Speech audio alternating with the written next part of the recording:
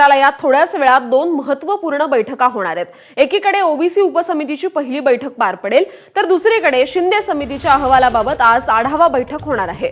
मराठा आरक्षणासंदर्भात काम करत असलेल्या शिंदे समितीच्या कामाचा या बैठकीतून आढावा घेतला जाणार आहे। मराठा उपसमितीचे अध्यक्ष राधाकृष्ण विखे पाटील हा आढावा घेतील।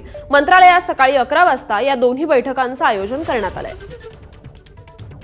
आणि या संदर्भात अधिक अपडेट्स देतील आपले प्रतिनिधी अभिषेक मुठाळ। अभिषेक, या बैठका आता साधारणतः किती वेळात सुरू होतील आणि कुणाकुणाची प्रमुख उपस्थिती असेल?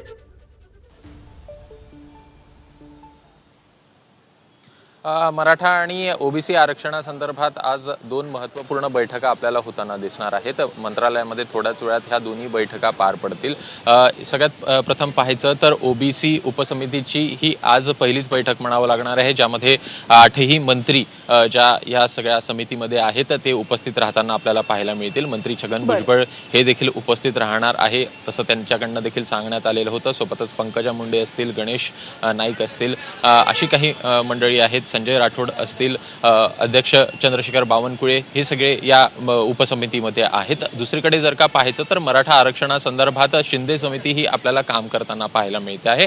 त्या संदर्भात देखील आज आढावा घेतला जाणार आहे। नेमका कितपत या संपूर्ण समितीचं काम झालेलं आहे, पुढे कशा प्रकारे जायचं, हैदराबाद गॅझेटियर संदर्भातला निर्णय आपल्याला येताना दिसलाय। सोबतच सातारा असेल, औंध असेल, या संदर्भात देखील सरकारकडनं हालचाली सुरू असल्याचं आपल्याला पाहायला मिळतं आणि त्यामुळे या सगळ्याचा आढावा देखील आज मराठा उपसमितीचे अध्यक्ष राधाकृष्ण विखे पाटील हे आपल्याला घेताना दिसतील। त्यामुळे एकूणच दोन्ही समाजाच्या आरक्षणासंदर्भात पुढाकार घेतला जातोय, मागण्यांसंदर्भात पुढाकार घेतला जातोय, मात्र समाधान नेमकं कोणाचं होतंय हे बघणं महत्त्वाचं असेल।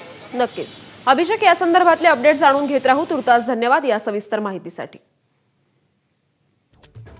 आणि आता पुढची बातमी बघूयात। हैदराबाद गॅझेट पाठोपाठ आता सातारा गॅझेटसाठी सुद्धा शासनाकडून हालचाली सुरू आहेत। सातारा गॅझेटचा अभ्यास करून अहवाल सादर करा असे आदेश आता मराठा आरक्षण उपसमितीच्या बैठकीत